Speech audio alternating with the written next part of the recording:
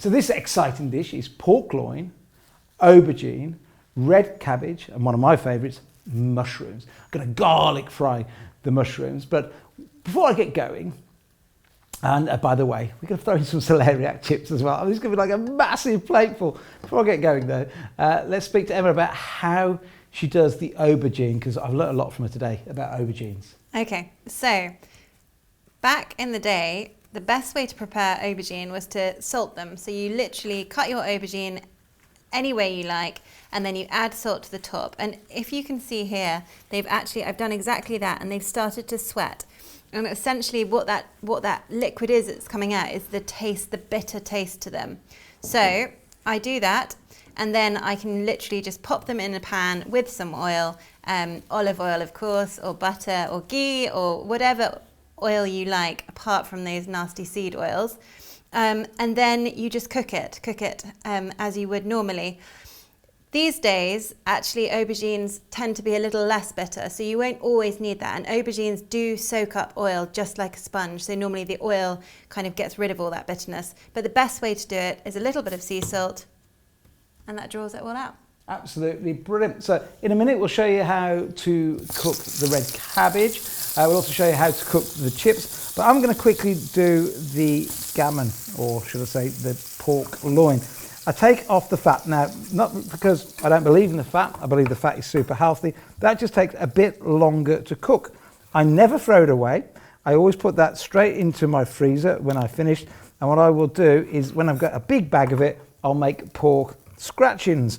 And I'm just going to chop it up. And the reason I'm chopping this up is if you chop it, it becomes much, much quicker to cook. And we want speed because it's about convenient.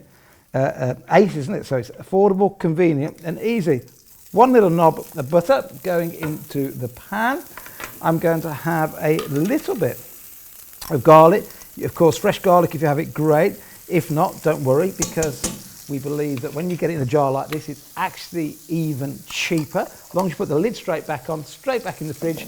I've had it last 6-7 weeks at home, and I've price compared the amount of garlic I've used to buy, getting all that effort, chopping it up, and actually I found out that it works out cheaper.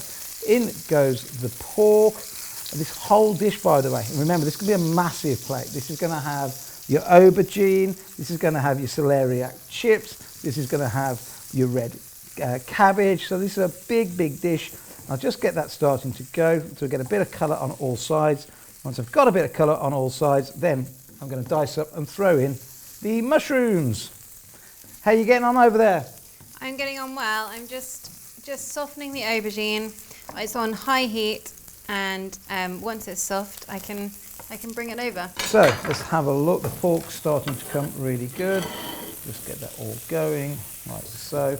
And then next, what I'm going to throw in is the mushrooms. So celeriac, mushrooms, pork, aubergines, the whole lot, and your red cabbage, all for under £2 for a big, big meal. You're going to love this one.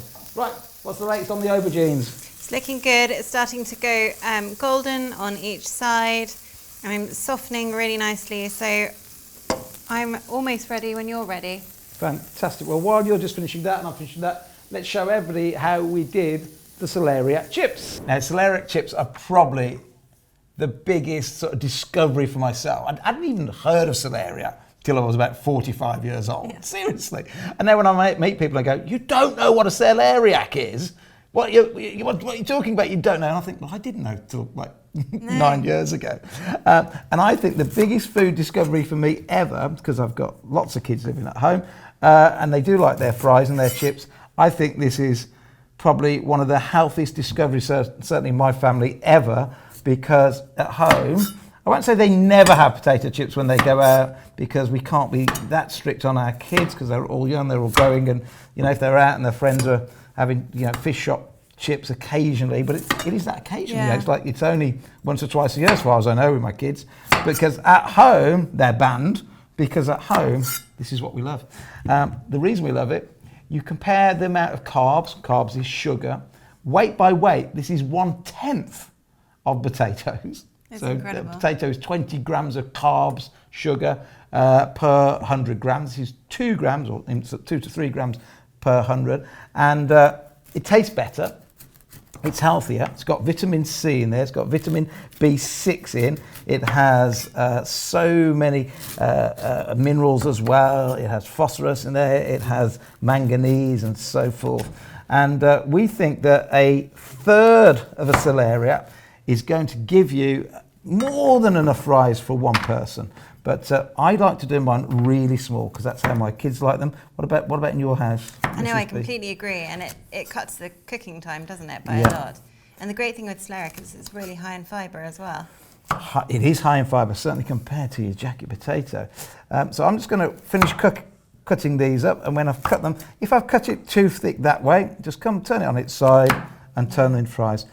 We prep these on a Sunday. We do 2 or 3 celeriacs in one go, and then we put them in the freezer, and I'd probably say, without exaggeration, they're used at least twice a week in our house. I find that celeriac, a few years ago, you couldn't find it anywhere. It was only in certain supermarkets. Yeah. But now you can literally find it. You can find it everywhere. You can. And the cost of it has come down considerably as well. Yeah, it's like, the reason why, first of all, it's an ugly vegetable. It's such a shame. I'm going to write a book one day on celeriac. It's the ugliest vegetable in the shop, yet it's probably one of the most healthy you could ever consume. But also, it's about supply and demand. Yeah. If they're growing it but nobody's buying it, the price comes down. It's like chicken livers. Chicken livers are one of the healthiest things you can ever eat. They are. But they're so ridiculously cheap because people have just forgot how to eat, I know. how to cook and prepare chicken livers. Right, I'm just going to do the last few of those. And then we're going to ask you, in fact, there's probably enough there, isn't there? Oh, there's loads. Right. So what would you normally do? Would you salt them? Would you? I would olive oil, salt, Yep. and pop them straight in the oven. Do you want me to get a little bowl for you so you can quickly just salt them up first? We can do. Yeah, there you go. In fact, you can do that. There we go. I'll carry on chopping the last few. So you just lightly salt them. Don't go over the top Do with you salt. add a little bit of olive oil? I do. Yeah. Do you? Yeah. Oh, it's good. You see, we haven't planned this in advance. You've got a professional chef and a home cook here, and we all love the same food because it's all dead healthy, but it's nice to see that we both do it slightly different. Well, olive oil is such a great addition as well. It's a healthier choice compared to seed oils. Oh, never use seed oils. And by the way, vegetable oils aren't made of vegetables. It's a con, right? Never cook with vegetables. It's got to go. It's probably one of the most dangerous things. I think eventually seed oils and vegetable oils will be banned. Yeah. Or maybe not because they haven't banned smoking yet, but it's right up there. Not good for your health. Try and avoid them. Just use your olive oils, your coconut oils, your butters, your lards, and so on. It's, very, very true. So I'm just going to pop them straight onto your baking tray, and you've got a wonderful baking sheet here, haven't I'm you? saying that's one portion. That is definitely, when we put it with other dishes, like we're going to do in a moment, that's probably enough fries for 2. I would definitely say that's enough fries for 2. And roughly how long in the oven and what sort of temperature? 180 for approximately 20 minutes. I would turn them after 10 and just check them out. Obviously you've got some that are really, really thin and others that are a little bit thicker. So you just want to keep an eye on them and maybe take them out if some of them are cooked already. And just remind us again the base you're cooking on and why you're a big fan of this. This is a silicone baking tray or baking sheet. Yep. You can pick them up in most supermarkets and online. They're brilliant. You can put them in the freezer, you can bake them, you can cut them to shape. So if your baking tray is a lot smaller, you can just cut it up. And they're brilliant. I recommend them for anyone because they last forever, easy to clean, pop in the dishwasher. Yeah. And so much easier than all those pans because then you don't have to wash the baking tray as often. Yeah, exactly. And that takes ages, takes up all that space in the kitchen when you're trying to clean. Whereas this, you roll it up, you chuck it in the dishwasher, it's done. Yeah, I mean, the great thing with this as well is that you can literally put anything on it. So you can cook pancakes on it, you can do anything. Yeah. So, yeah. Brilliant. Really recommend Right, let's get those in the oven. I'm about done, Emma, so I'm going to bring these over. We have virtually everything we need. Oh, that's looking good. I'll just pop this on a bit of wood. You talk everybody through the last sort of bits that are going on with your aubergines. So the aubergines obviously was nice and salted. It was just cooked in a little bit of olive oil. It's softened beautifully. They're just like little aubergine steaks, aren't they? And you could add a little bit of parmesan to top them off. Miso is a wonderful flavour that goes really nicely with aubergine. Obviously, it's very salty. And then we've got Here we go. We've got the pork. Pork going on. I've got the chips from earlier. I used Tupperware boxes galore to store everything. You know what? We're not even going to get all this on one plate. No. Can you just check that price? What do we say it was?